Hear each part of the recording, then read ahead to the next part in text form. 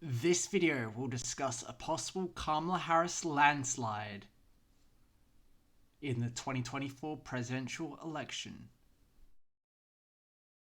Now, currently, there are a few indicators determining that Kamala Harris might win a landslide in this election.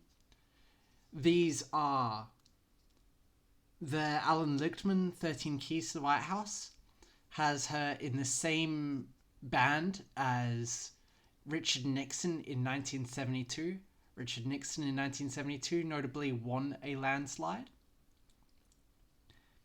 And currently a recent Iowa poll, which has been very strong in knowing where Iowa has been, has placed Kamala Harris up by 3 points. That is a floor margin in our Wiki Ultra determining factor.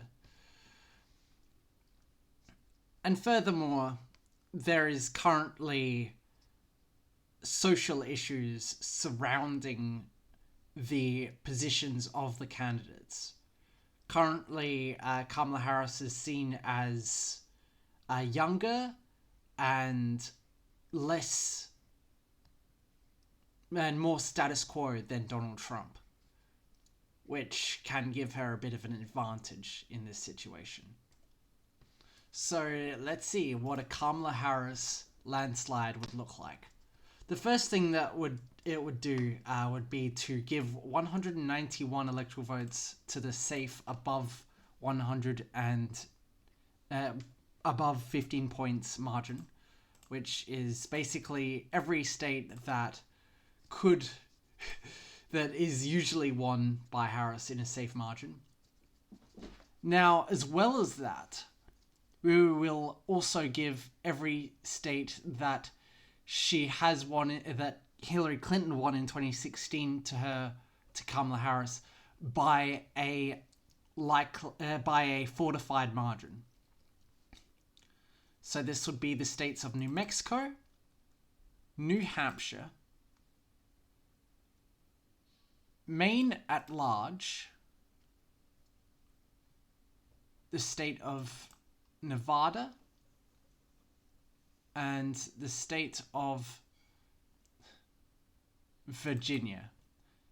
And also Minnesota will also be fortified. I didn't know why I put that in the safe margin. And now we're going to put the rest of the 6 battlegrounds in the likely designation. This is Arizona, Virginia, Georgia and North Carolina, Pennsylvania, Michigan and Wyoming.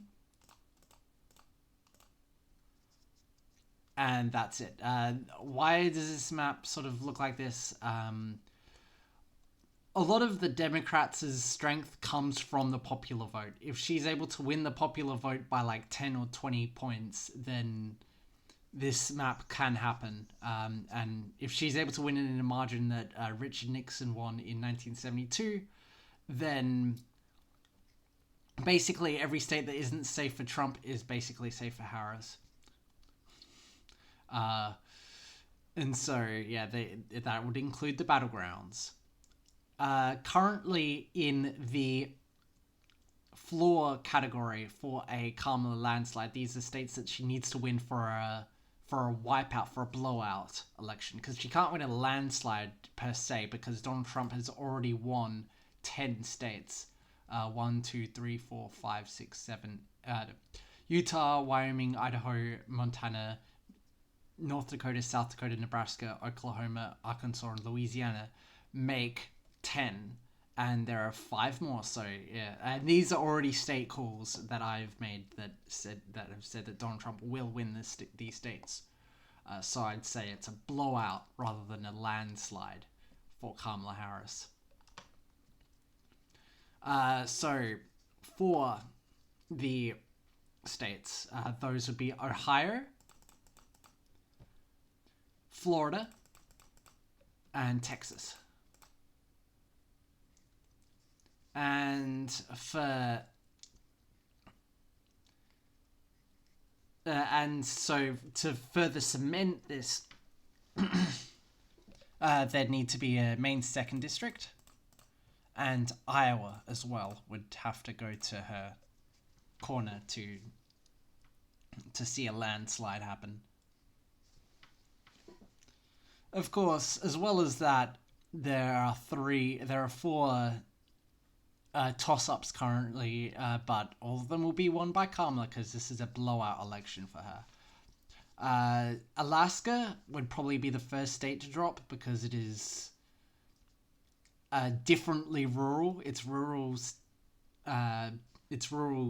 people usually vote Democrat rather than Republican, whereas its urban people usually vote Republican rather than Democrat. And so thus they would go for a lean state.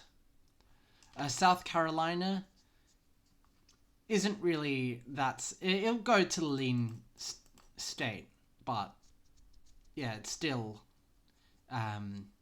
it's kind of a more Republican version of its North Carolina counterpart, in the fact that it does have high minority population, such as a black population, a military population as well, and so thus it sort of has similar issues. Now, these two states, Missouri is likely to be a bit less of a bit more of a embarrassment for Trump if he loses the state of Missouri. This would probably be a tilt margin, and Kansas would be nothing burger. Would be a recount margin. So you'd recount the state of Kansas, and then further than that, we'll put Nebraska's second in with the safe ones. I keep on forgetting about districts. I'm not sure what's happening there. Yeah, but this would be the map if Kamala Harris were to win in a blowout. Then I'd assume a map that looks somewhat like this. Yeah.